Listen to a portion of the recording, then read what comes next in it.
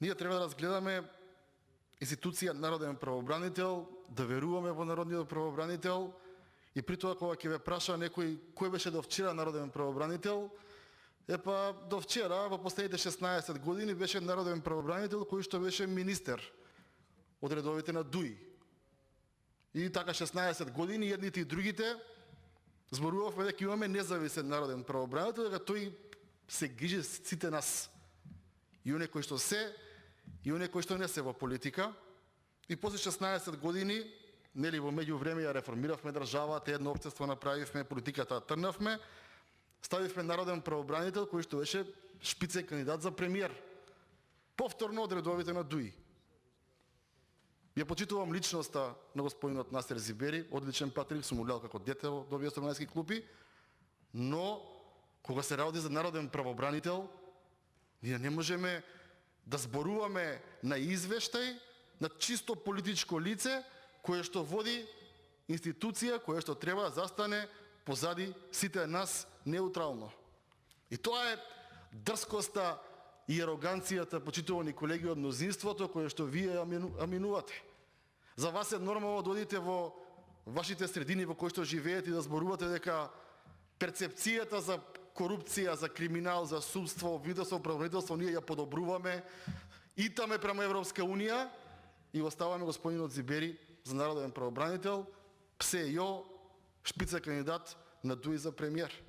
Вас ви е нормално да зборуваме за право и правна држава, а во Уставен суд да ја гураме почитуваната Станка од Собрание, Станка Ивановска. Не е нормално тоа.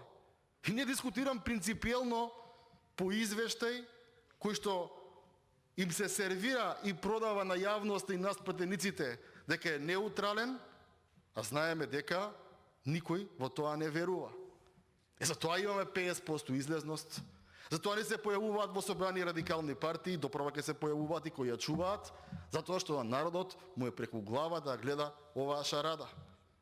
Излегува еден од колегите овдека на список цел, дека се активно се бориме ние за народот, активно ќе придонесеме, а при тоа се работи кои што треба да одат институционално, доколку нели не сме ние до толку партиско обоено општество. И за мене подценување и вреѓање на интелигенција да дискутирам за непартиски извештај кој што 16 и 8, 24 години од функционирање на ДУИ ќе се води. И сега ние тука треба да се правиме кога не сме од тука и на народот да му продаваме нешто што не се продава. Така што не планирав да земам за збор, да се јавам, како што не се јавив ни преходните дискусии на овие 3 точки, ама нели мислиме дека треба малку да разговараме за квалитетот во ово општество?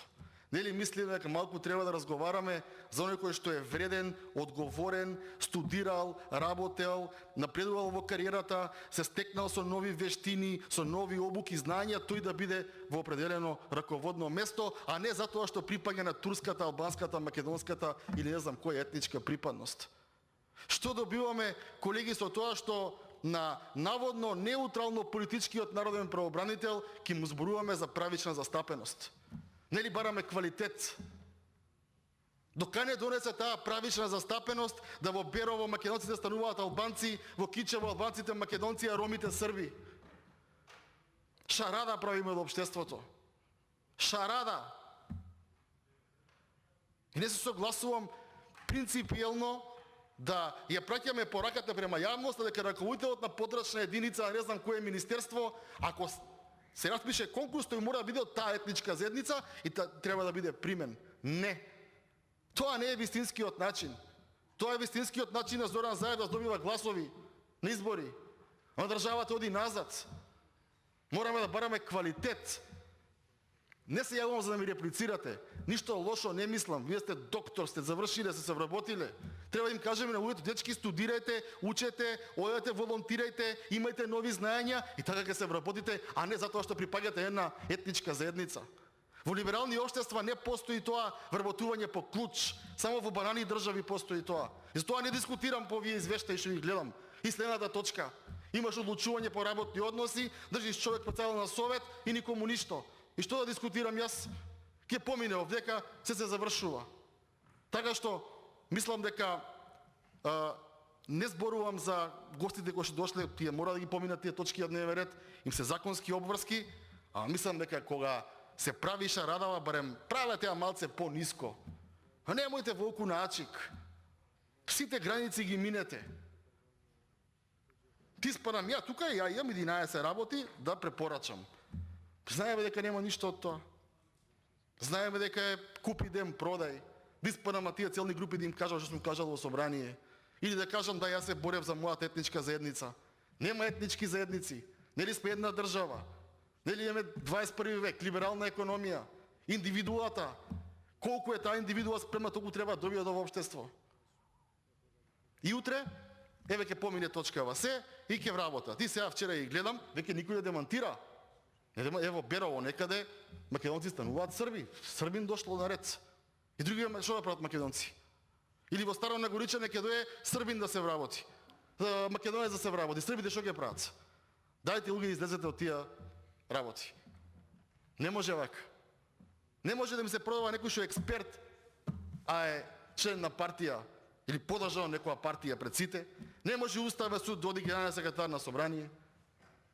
Координатор на пратеничка група на СДСМ цел живот, одличен пратеник, истакнат пратеник, ама не и правник. Професор некој да оди.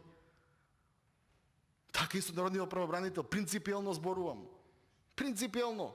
Требаше да работиме да ги смениме вие години. Затоа станав и земав збор. Затоа и не учествувам баш на овие точки од дневен ред и преходниот пат и сега. Тоа што вреѓање интелигенција е. Па да излегуваме ние како пратеници, па сега видите вака ја мислам, видите така ја мислам. Не должам многу од времето, ве повикувам, кога ќе зборувате на телевизија дека мислите на граѓанско општество, да го мислите тоа вистински. Кога зборувате општество на некакви можности да верувате во тоа, а не да ви бие само за гласови. Кога мислите дека квалитетот треба да излезе на површина у Македонија, на вистина створиме услови да излезе, а при тоа во собранието малку да видиме, се чукнеме главата што правиме, бидејќи оваа акција која што како мнозинство ја правите во ова собрание, раѓа многу опасна реакција која што повеќе ја гледаме и на пленарните седници. Благодарам.